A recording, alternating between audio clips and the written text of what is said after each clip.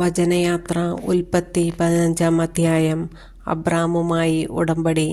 അബ്രാമിന് ദർശനത്തിൽ കർത്താവിൻ്റെ അരുളപ്പാടുണ്ടായി.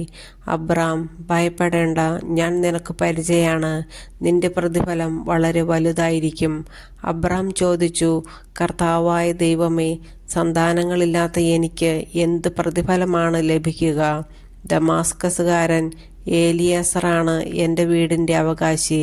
അബ്രാം തുടർന്നു, എനിക്കൊരു സന്താനത്തെ അവിടുന്ന് തന്നിട്ടില്ല.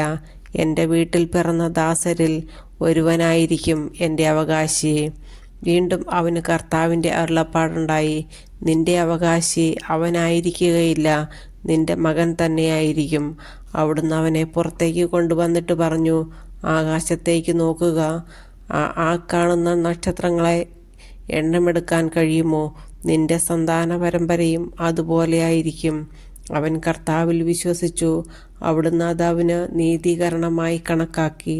അവിടുന്ന് തുടർന്ന് അരുളിച്ചെയ്തു, ഈ നാടു നിനക്ക് അവകാശമായി തരാൻ വേണ്ടി നിന്നെ കൽദായരുടെ ഊരിൽ നിന്ന് കൊണ്ടുവന്ന കർത്താവാണ് ഞാൻ. അവൻ ചോദിച്ചു, ദൈവമായ കർത്താവേ, ഇത് സംഭവിക്കുമെന്ന് ഞാനെങ്ങനെ അറിയും? അവിടുന്ന് കൽപ്പിച്ചു, 3 വയസ്സ് വീതം പ്രായമുള്ള ഒരു പശുക്കിടാവ്, ഒരു പെണ്ണാട്, ഒരു മുട്ടനാട് എന്നിവയെയും ഒരു ചെങ്ങാലിയെയും ഒരു ഇളം പ്രാവിനെയും എനിക്കായി കൊണ്ടുവരിക. അവൻ അവയെല്ലാം കൊണ്ടുവന്നു. അവ 2ആയി പിളർന്ന് ഭാഗങ്ങൾ നേർക്കുനേരെ വെച്ചു. പക്ഷികളെ അവൻ പിളർന്നില്ല. പിണത്തിന്മേൽ കഴുകന്മാർ ഇറങ്ങി വന്നപ്പോൾ അബ്രാം അവയെ ആട്ടി ഓടിച്ചു. സൂര്യൻ അസ്തമിച്ചു കൊണ്ടിരുന്നപ്പോൾ അബ്രാം ഗാഢനിദ്രയിലാണ്ടു. ഭീകരമായ അന്ധകാരം അവനെ ആവരണം ചെയ്തു. അപ്പോൾ കർത്താവ് അരുളിച്ചെയ്തു, നീ ഇതറിഞ്ഞുകൊള്ളുക, നിന്റെ സന്താനങ്ങൾ സ്വന്തമല്ലാത്ത നാട്ടിൽ പരദേശികളായി കഴിഞ്ഞുകൂടും. അവർ ദാസ്യവേല ചെയ്യും. 400 കൊല്ലം അവർ പീഡനങ്ങൾ അനുഭവിക്കും. എന്നാൽ അവരെ അടിമപ്പെടുത്തുന്ന രാജ്യത്തെ ഞാൻ കുറ്റം വിധിക്കും. അതിനുശേഷം ധാരാളം സമ്പത്തുമായി അവർ പുറത്തു വരും. നീ സമാധാനത്തോടെ നിന്റെ പിതാക്കളോട് ചേരും. വാർദ്ധക്യ പരിപൂർത്തിയിൽ നീ സംസ്കരിക്കപ്പെടും. 4-ാം തലമുറയിൽ അവർ ഇങ്ങോട്ട് തിരിച്ചു പോരും.